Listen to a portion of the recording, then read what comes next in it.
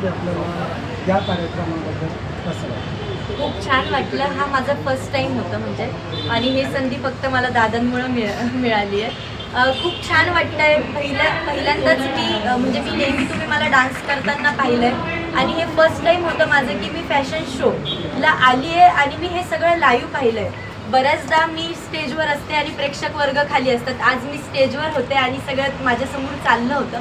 ते मला खूप छान वाटलं, आणि मी तर म्हणेल की खरंच खूप छान आहे हे, आणि प्रत्येक महिलेला हा गोल्डन चान्स आहे, तर त्यांनी नक्की यात सहभागी व्हायचं. एक विचारू का, विदर्भातनं जे सिलेक्शन आज तुम्ही करणार आहात बाकी फायनल राऊंडसाठी, तर तेवढं टॅलेंट तुम्हाला इथं वाटलं का?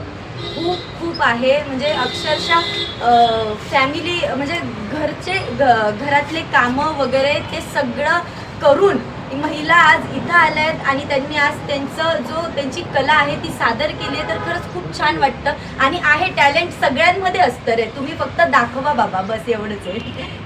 आपण हा शो इथं ऑर्गनाईज केला त्याबद्दल आपलं काय मत आहे? आम्ही हा फक्त स्पेशल हा कार्यक्रम आपण miss and Mrs Maharashtra the स्फूर्ती एंटरप्राइजेस ज्वेलवन पेजंट म्हणून आम्ही हा प्रोग्राम आयोजित केलेला आहे. याच्यामध्ये आम्ही मिस असो अथवा मिसेस असो हे सिलेक्ट होत असताना महाराष्ट्रामधून ह्या सगळ्या महिलांना आपण संधी द्यायला हवी, हा दृष्टिकोन समोर ठेवून आम्ही महाराष्ट्रामध्ये याचे ऑडिशन्स घेत आहोत.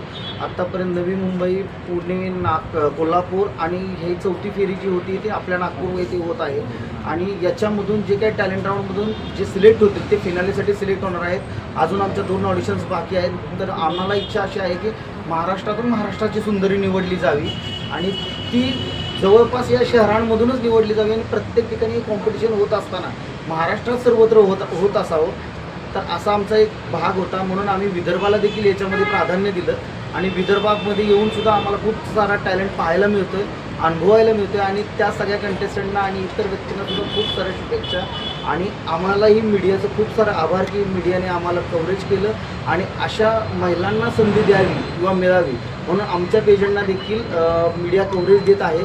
त्याबद्दल आम्ही मनपूर्वक मीडियाचे आभार मानत आहोत. मॅडम, तुम्ही नागपूरकरांना काय सांगा, काय संदेश देणार नागपूरकरांना या पुढच्या? मी सगळ्या महिलांना मी एकच सांगल की आवर्जून जे करायचं ते बिंदास्त करा. तो आज आपले प्रत्येक महिलेचे काही ना काही स्वप्न अपूर्ण राहतात, की मला हे करायचं होतं, मी ते करायचं होतं, पण राहून गेलं काही कारणास्तव. तर आत्ता तुम्हाला जर संधी असेल तर तुम्ही आवर्जून भरभरून करायचं आहे आणि पुढं जायचा प्रयत्न करायचा आहे, न कोणाला घाबरता. संपूर्ण महाराष्ट्रभर तुमचे कार्यक्रम होतात, नागपुरांबद्दल स्पेशली तुम्ही काय सांगाल? नागपूरकर मला नेहमी प्रेम देत असतात रे, भरभरून. म्हणजे मी नेहमी खूप नागपूरमध्ये कार्यक्रम केलेत, इकडच्या भागात कार्यक्रम केले, आणि महिला वर्ग तर खूप प्रचंड असतात, कार्यक्रमाला येतात, एन्जॉय करतात, मस्ती करतात. ते मला खूप छान वाटतं, म्हणून नागपूरकर लव यू.